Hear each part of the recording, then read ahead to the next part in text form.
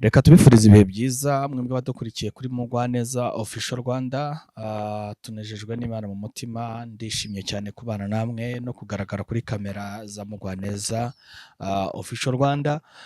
Ni umugisha ukomeye n'andi mahirwe kuba ngiye kubana namwe kugira ngo tuganire ijambo ry'Imana.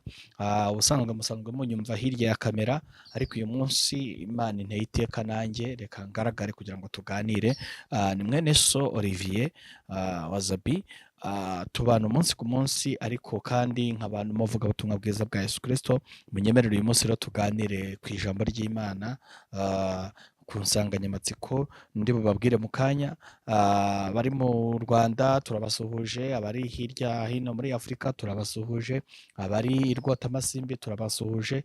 Reka mbifurize umugisha w'Imana kandi mbifurize kumenya Imana by'ukuri. Abantu bamenye Imana mu buryo butari bwo, Imana bayifata nk'aho atari umubyeyi. Ubundi wamaze kumenya ko Imana ari umubyeyi, ukamenya ko uri umwana mu rugo, wamenya ko iby'Imana ifite byose ari ibyawe, ibyo umubyeyi afite aba ari ibyawe. Ariko iyo ubishidikanyaho, ugashidikanya ku bushobozi bw'Imana, ugashidikanya ku mikorere y'Imana, wakumva abantu babivuga rimwe na rimwe ukabyizera, irindi ukongera ukabivamo, ntabwo bigukorera nk'uko byakabaye bigukorera. Rero ndakwinginga kubw'imbabazi z'Imana kugira ngo turusheho kwegera Imana cyane, nayo izatwegera, kandi turusheho kuba abana mu rugo bizadutera kumenya uko dukwiye kwitwara n'indangagaciro zikwiriye kuturanga. Reka dusenge Imana rero kubw'uyu mwanya tugiye kuganira. Data, mu izina rya Yesu ndagushimira, ndaguhimbaje ko uduhaye amahirwe tukaba turamutse amahoro, tukaba turi bazima. Izina ryawe rihabwe icyubahiro. Uturemye imirimo myiza muri Kristo Yesu kugira ngo tuyigenderemo, kandi uduha amahirwe yo kurama kugira ngo natwe tubashe gukora umurimo wawe nk'uko bivugwa muri Matayo 28:19. Uravuga ngo nta rindi butumwa mbahaye, nta yindi misiyo mbasigiye, nimugende mu mahanga yose mubwire abantu banjye ubutumwa bwiza, hanyuma abemera mubabatize. Rero ibyo birasobanura yuko mission twahawe niyo kugira ngo dutange umusanzu wacu kugira ngo abantu bakire ibyaha, abantu bakire Yesu umwami n'umukiza. Nyemerera rero Data, mu izina rya Yesu Kristo, uyu mwene Data dukurikiye, uyu mushiki wacu, umuhe imbaraga kandi umuhe kuba natwe muri iki kiganiro, ndetse no kumva icyo wadushyize ku mutima. Urakoze, ndagushimiye, ni mu izina rya Yesu Kristo umwami wacu, amen. Murakoze cyane. Rero tugiye kuganira ijambo ry'Imana rigaruka ku mbaraga zo kwisobanukirwa. Imbaraga zo kwisobanukirwa no kumenya uwo uri we. Bimwe mu bintu bitumye abantu benshi bakomera, abandi bakaba baciriritse. Hari ibintu bikomeye biba mu buzima bwa muntu, cyane cyane dushingiye aho twavukiye, dushingiye ku mibereho twabayemo, dushingiye aho twiza ku babashije kugira amahirwe, dushingiye mu buzima bw'ibihugu twagiye dukuriramo. Usanga umuntu adashobora kugera ku ntsinzi ye bijyanye na background cyangwa hahise he. Uyu munsi ndagaruka kukubwira ngo uri umunyembaraga, uri umunyamaboko, nubwo wabishidikanyaga, ariko uyu munsi nje kuguhamiriza ngo buryo uri umunyamaboko. Umuntu wese Imana yaremye, twebwe mu kanya ndimo nsenga nimbivuzeho nti turabo yaremye, ituremeye imirimo myiza muri Kristo Yesu. Hanyuma ngo irangije iturema kugira ngo iyo mirimo myiza muri Kristo Yesu tuyigenderemo. Muri yo harimo gukandagira inzoka na sikorupiyo, muri yo harimo gutsinda ibitugerageza, muri yo harimo kunesha ibitero by'abanzi biduhagurukiye. Abantu benshi twigiraho abatubanjirije, rimwe na rimwe iyo tubumvise tukumva ari abantu badasanzwe, tukumva n'ibintu bakoze ntidushobora kubigeraho. Kubera iki? Bariya bagabo baturushaga kwizera, bariya bagabo baturushaga gusobanukirwa imbaraga z'Imana, bakamenya Imana igendana nabo, bakamenya Imana igendera muri bo, bakamenya Imana ivugana nabo. Iyo hariya njya numva tuvuga ngo rega ngo Eliya yari umuntu nkatwe. Nibyo rwose, yari umuntu nkatwe, yari umuntu usanzwe, ariko hari ikintu yaturushije, hari ikintu yaturushaga. Eliya yiriranywe n'abahanuzi ba Bali, birirwa basenga umunsi wose, abibona bikibagura, ariko wagiye gusenga ntabwo yigeze avuga ibintu byinshi, kuko yari azi Imana asenga iyo ariyo, yari azi Imana agiye kubwira ubushobozi ifite. Arahaguruka aravuga ngo Data, bimenyekane muri Isirayeli ko ari wowe Mana.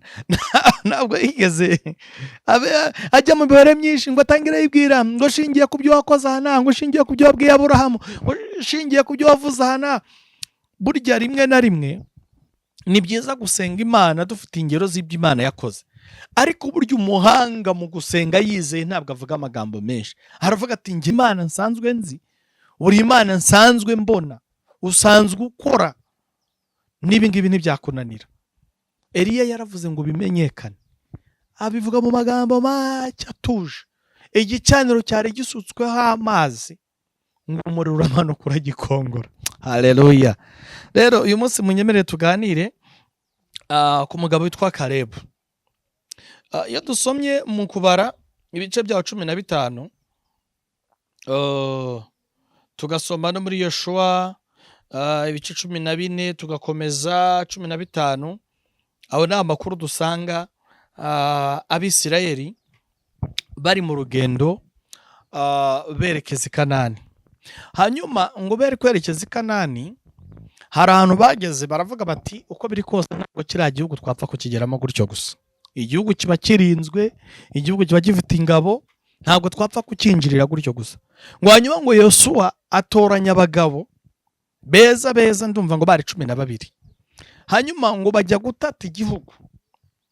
Bagiye gutata igihugu, baragenda bata igihugu, barakinjirira, bamenya amakuru yacyo, bamenya abaturage bacyo, ariko abagabo bajyanye na Kalebu bavayo bakutse umutima, bavayo bafite ubwoba, baravuga bati abagabo tubonye ni abagabo b'abanyembaraga, ni barebare, bafite amaboko, bafite ibikoresho, ngo bazana amakuru y'incamugongo. Umva, ngo bayabwiye Yoshua n'Abisirayeli bose barahamuka, baravuga bati twebwe turi nk'inzige imbere yabo, nta kintu dushobora gukora, nta kintu na kimwe twakora imbere yabo. Ndagira ngo twinjire muri topic yacu yuko uri umunyembaraga, uri umunyamaboko. Ngo umugabo witwa Kalebu, ngo we n'ubundi muri bo nta nubwo yari umunya-Isirayeli, we yari umunyamahanga, yari umunyegiputa, ariko we arahaguruka arareba, aravuga ati aba bagabo nubwo ari abanyembaraga mu buryo bw'umubiri, ariko mu isi y'umwuka njye nababonye nk'abagabo baciriritse, nubwo bagaragara ko ari barebare, bakuze bakabyimba, bateruye ibyuma n'amabonso, ariko imbere y'Imana ni abagabo bari hasi cyane, bari hasi cyane. Ngo abatasi bose bamaze gutanga amakuru, Kalebu we azavuguruza ayo makuru, wazavuga ati nubwo abagabo rwose barebare, nubwo bagaragara nk'abafite imbaraga, bafite amaboko, ngo rwose ngo nimubatinye, ngo nimubatinye, nimugire ubwoba, ngo nubwo ari barebare, ngo nubwo imbaraga bafite n'ibikoresho, mwumva ngo tuzabarya nk'abarya imitsima, tuzabarya nk'abarya imitsima. Kalebu afata abantu bateye ubwoba, baciye igikuba, arabamanura bashyira hasi, abagereranya nk'uko urya umutsima. Rero ndagira ngo nkubwire ngo hari ibintu bimaze igihe biguca intege, hari amagambo y'urucantege agaragara imbere yawe umunsi ku munsi, abantu baguca intege, wagerageza gukora ibi bakabwira ntibizashoboka, na runaka yarabigerageza biramunanira. Wajya gukora ikintu abantu bakaza mu matwi bakabwira ati ariko se dore n'ubundi na mwene so yarabikoze, dore na so nuko byagenze, no mu miryango y'iwanyu nta muntu ujya ubikora ngo bikunde, ntibishoboka. Ariko ndagira ngo nkubwire ngo hagarara ku Imana yavuganye nawe, uvuga uti nubwo banca intege, nubwo bambwira ko bitazakunda, hari Imana ishobora byose, kandi iyo Mana ni data, ni umubyeyi wanjye. Niba ndi kumwe nayo niki cyananira, niki ntageraho? Ngo Kalebu atangaza amakuru anyuranye n'ay'abandi bagabo bose batanze. Hanyuma ibyo ngibyo ntabwo ndi bubitindeho cyane, igihugu cyarataswe, bagitata neza, kandi niko byagenze, igihugu baragiye bakigeramo. Hanyuma bagezeyo, ba bantu nshaka ko uyu munsi tuganiraho kugira ngo usobanukirwe imbaraga ziri muri wowe, ngo batangira kwigabanya udusozi, batangira kwigabanya gakondo. Hanyuma ngo Kalebu bamuvanira mwaho Kalebu ngo bamuvanira mwaho, ngo baravuga bati se ubundi uyu munyamahanga w'umunyegiputa turamuha gakondo, na Monagani yakoze iki, nibiki tumuhera gakondo? Ngo Kalebu we atangira kuburana gakondo ye ashingiye ku bintu yavuganye n'Imana. Abwira Yoshua ati kera igihe twari kumwe na Mose, wibagiwe ko Imana yajyaga ivugana natwe? Wibagiwe ko Imana yajyaga itubwira ko tuzakandagira hazaba hacu? niki wowe ufite uyu munsi uburana imbere y'Imana? Niki ubwira abadayimoni iyo baguteye mu bicuku bya nijoro? Niki ubwira amajwi y'urucantege ari inyuma yawe? Niki ubwira abanyeshyari bakugose batifuza kutera imbere? Kalebu yibutsa abantu arababwira ngo twebwe igihe twari kumwe na Mose Imana yajyaga idusura, yajyaga ituganiriza. Yibutsa Yosuwa ko hari ibintu Imana yakoranye nabo, yavuganye nabo kandi yarangiza ikabisohoza. Ngo hanyuma ngo amajwi aba menshi, ariko Yosuwa asubiza amaso inyuma asanga ibintu Kalebu avuga ni ukuri. Ngo kubera abantu benshi bakomeje kujya mu matwi no gushaka kuburizamo gakondo ya Kalebu, ngo bamwerekeza ahantu bita ku musozi w'i Heburoni. Ngo uwo musozi wari uriho umugabo w'igikoko w'umunyentambara cyane, ngo babona ko bitazashoboka ko Kalebu azahatura. Ngo ariko uwo mugabo acyumva ko Kalebu ari we bahaye, ngo arazinga n'utwe, aravuga ati uwo mugabo ndamuzi. Icyari giteye abo bantu guhereza Kalebu gakondo ye, ngo cyaragiye kijya no kuri uwo mugabo wari uri ku musozi wa Heburoni w'umunyentambara. Hanyuma ngo yumvisha ya Kalebu, aravuga ati uwo munsi nahanga nawe ndahambiriye ndagiye. Ndagira ngo uyu munsi ureme ikintu gifatika hagati yawe n'Imana gituma abadayimoni bagutera bagatanu n'abara kabiri. Aruna kwahinda turasutse tugatama kabiri. Uyu mubyeyi ntabwo twagumana nawe, ntibikunda ko hafata intebe. Kalebu babonye ko abantu bamuzi bakomeje kumushidikanya no kumwita umunyamahanga, arababwira ati rero burya mwanyitinyije. Imbaraga nari mfite ngifite imyaka 40, n'uyu munsi ngize 85 ndacyazifite, ndacyarwana nk'uko narwanaga. Mbese uko wahamagawe ni kukiri? Wahamagawe wizera, ufite urukundo, usura abarwayi, ugira abantu inama zo kureka ibyaha. None warahinduye nta kibazo, ibintu byari ubyeze. Wahamagawe uzi ko inzoga ari icyaha, none ubusigaye ugiye bata ariko umuntu yakeye ibintu gusinda, watangiye kubisigiriza. Wahamagawe ko ubusambanyi ari icyaha, none ngo none se ngo umugore wanjye ko yantaye, ngo urumva nyine ngo ntago umuntu ngo amara imyaka 5, ngo nta mugore ngo amara imyaka 2. Watangiye gushaka ingingo zirengera icyaha. Ntabwo ariko twahamagawe. Reka dusubire ku gicaniro. Uyu munsi Imana irashaka ko uba umugore ufite inkingi zikomeye, uba umugabo ufite inkingi zikomeye wubakiyeho ejo hazaza hawe, wubakiyeho uyu munsi. Niki tuzakwibukiraho? Uzibukirwa kuki? Umunsi uzaba utagihari, niki abantu bazibuka? Bazibuka ko wakoze iki? Bazibuka ko ari iki cyakuranze mu mirimo yawe. Ndagira ngo utekereze, uyu munsi ntawamenya. Abantu benshi bakunda kwiringira ko ngo imeruka itazaza vuba, bakavuga bati imeruka ukurikije ibyo Imana yatubwiye imeruka nizaza. Ariko ndagira ngo ubwire ko imeruka ushobora no kubyuka uyu munsi gasanga imeruka yawe yageze. Erega wanaryama ukabona imeruka yawe irangiranye n'iryo joro. Nicyo uzibukirwaho? Nibiki wubakiyeho ejo hazaza? Imana itugirire neza kandi Imana tubabarire cyane. Nukuri mwene data, ndagira ngo mubwire ngo Kalebu amaze kugenda ageze kuri uwo musozi Heburoni yari yahawe, yahinduye ibintu bikomeye cyane. Yoshua 15 kugera ku murongo wa 13 aravuze ngo nuko Kalebu mwene Yefuni Yosuwa amuha gakondo muri bene Yuda nk'uko Uwiteka yamutegetse, amuha na Kanani niho hitwa Heburoni. Maze Kalebu yirukanamo bene Anaki 3 ari baba, ari Sheshari na Ahimani na Taruma. Aba bagabo niba nashaka kugira ngo tuvugeho gatoya, kubera ko nabavugagaho wenda ntabasomye. Hari Shesheyi, hari Ahima na Taruma. Aba ni abagabo bari abarwanyi, bari abagabo bagome cyane. Ariko Kalebu ahageze yongera kwibuka ko Imana iri muri we ari Imana y'inyamaboko, ari Imana y'inyembaraga. Ntiyita ku bukomere bwa, baravuga ati ngewe uko narwanaga mfite imyaka 40, n'uyu munsi ngize 45 niko nkirwana. hagira untunga urutoki imana yanjye yamugwa nabi, hagira umvuga nabi imana iri muri njye yamugwa nabi. Kubera iki? Azi imana yagendanye nawe, azi imana yavuganye nayo, azi imana basenganye, azi imana yatindanye nayo. Wowe imana mwavuganye ni imana y'inyabwoba, ni imana y'inyantege nke. Kuki ugize ubwoba? Niki kiguciye intege? Niki gitumye unamuka mu gakiza? Niki gitumye usubira mu byo wari wararetse? Niki gitumye ubaye nk'abandi mwene data?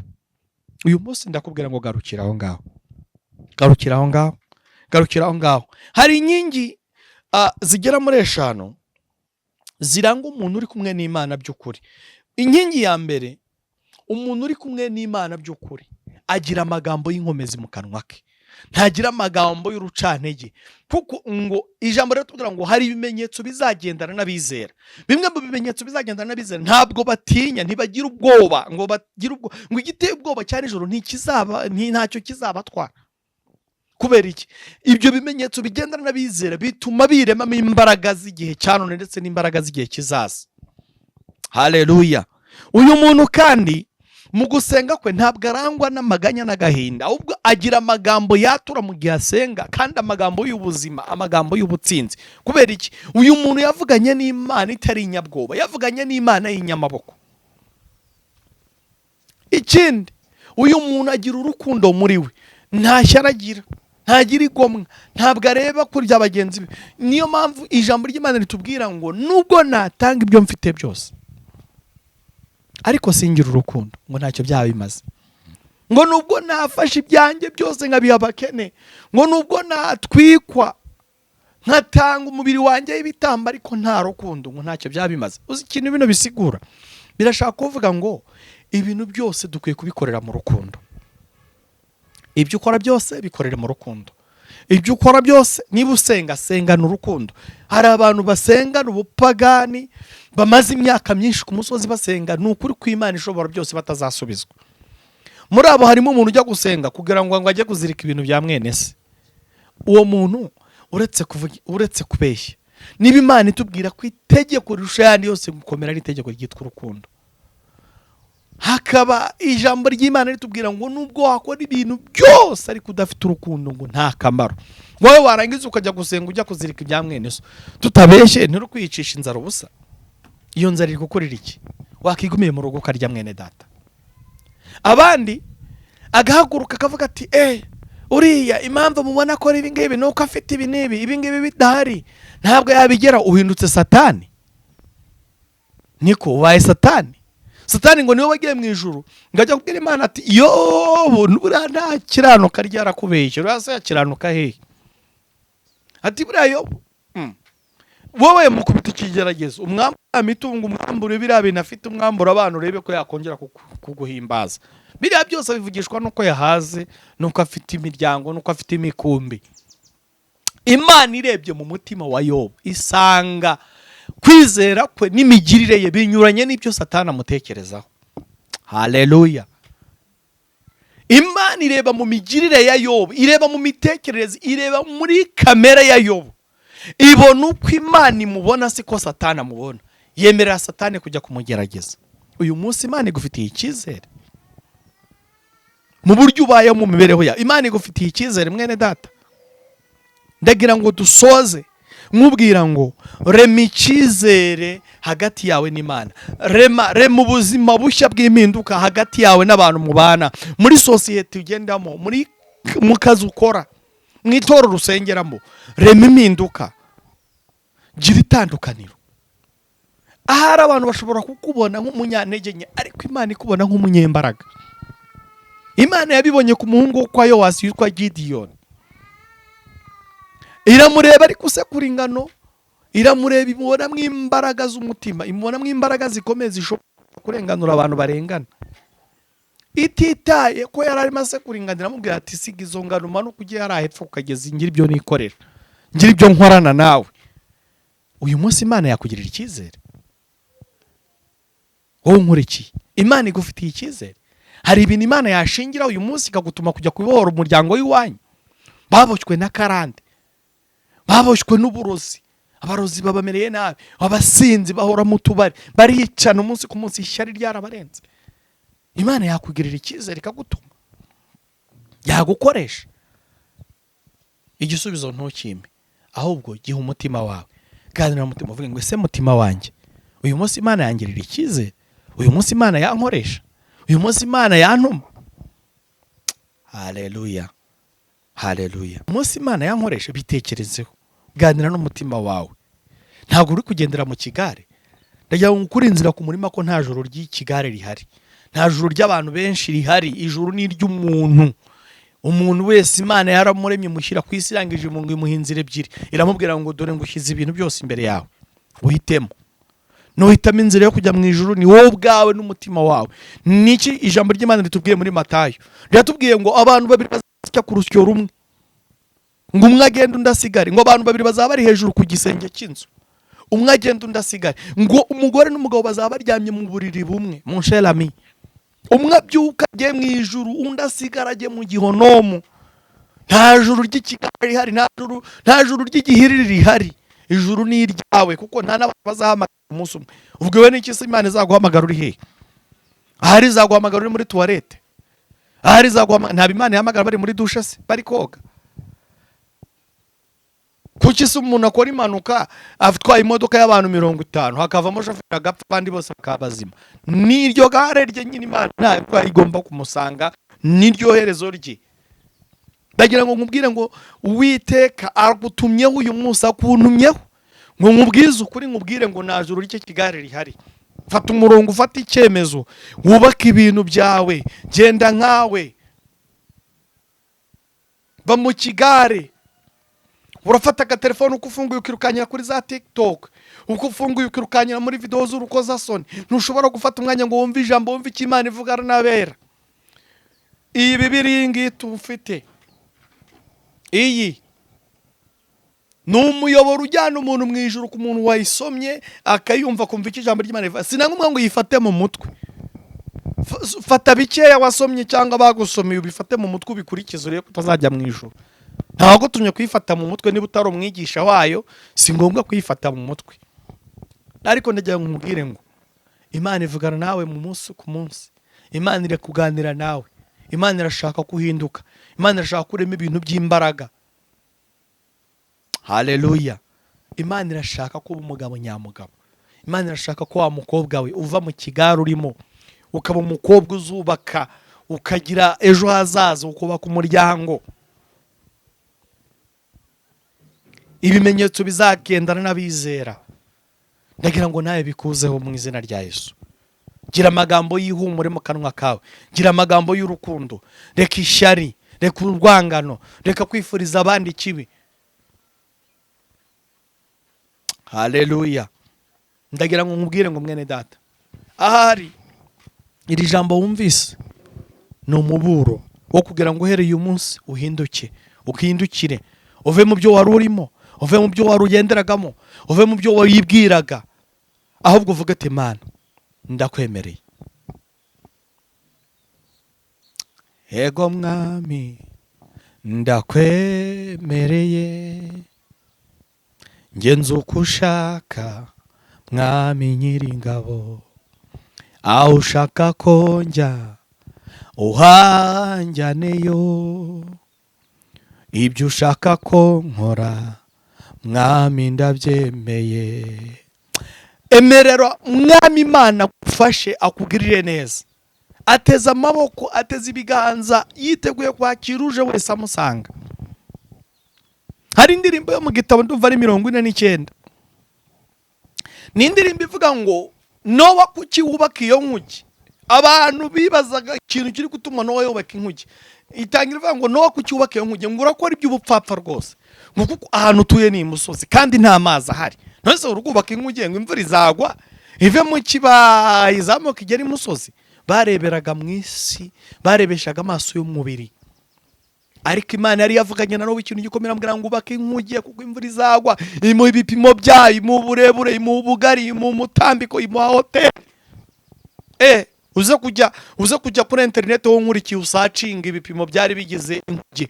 Nowa ni umwubatsi w'umuhanga wabayeho, nge nize ubwubatsi.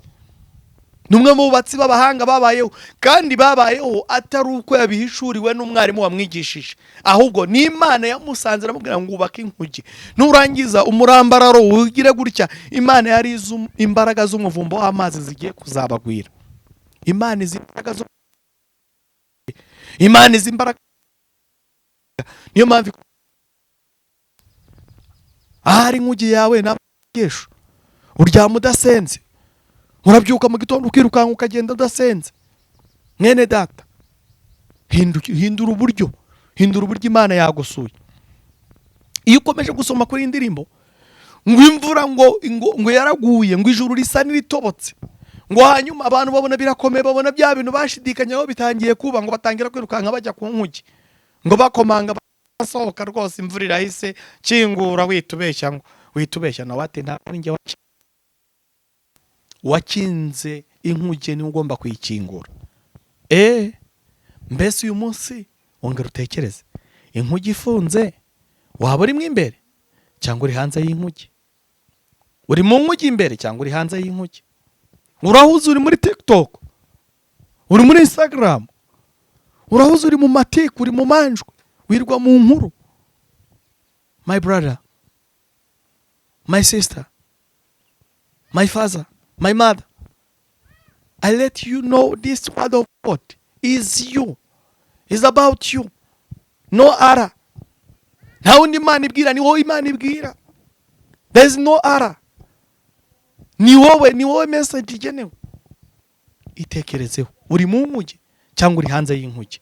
Imana itugirire neza. Data, mu izina rya Yesu, ijambo ryawe ni umutsima utera imbaraga, kandi ni inkota ityaye y'amugi abiri, ngo ribasha gukebashwanyaguza.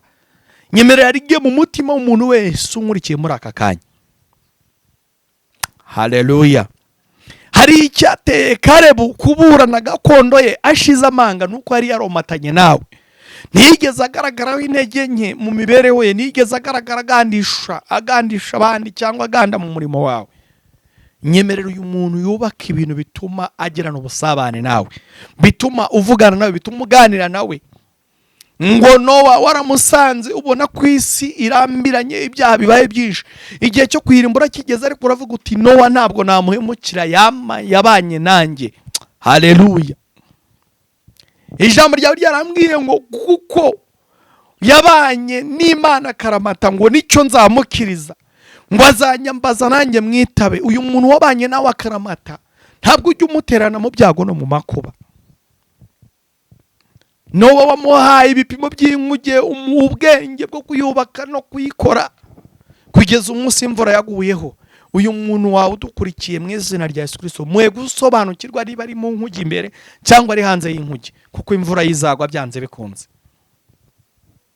Ndagushimiye ko ugiye kurema imitima mishya mu bwoko bwawe, kandi abadukurikiye bose kugiye kubaha gusobanukirwa no kumenya icyo ijambo ryawe ribashakaho muri iki gihe cya none, kubera ko Satani arekereje ubugingo kugira ngo abwibe. Ariko ndabizi neza ko muri wowe Mwami Imana yacu duhari, dufite imbaraga zibasha kunesha Satani no kumutsinda. Mbisabye Imana mu izina rya Yesu Kristo, ngo utsindishirize uyu mwene data, utsindishirize uyu mushiki wanjye, utsindishirize uyu mubyeyi, utsindishirize uyu mugabo, tuve mu byaha tuzi imbere yawe, kuko kuva mu byaha ariko kujijuka, kandi kuva mu byaha niko kwakira imbaraga, niko kwakira connection iduhuza nawe kugira ngo tugirane ubusabane nawe. Urakoze, ndagushimiye, ni mu izina rya Yesu Kristo Umwami wacu. Amen, amen. Shalom, shalom. Imana ibahe umugisha. Ijambo ry'Imana ni rigari, tuzakomeza turiganire, ariko kandi niba rigize icyo rifasha, risangize na bene so. Gira nawe umuntu uriha kugira ngo ubutumwa bwiza bwamamare hose. Nta kindi Imana yagusigarije. Impamvu cyagiye utapfuye, impamvu cyagiye wasigaye, kwari kugira ngo igihe nk'icyo ukora umurimo. Rero wikwiziba amatwi, ni wowe mbwira,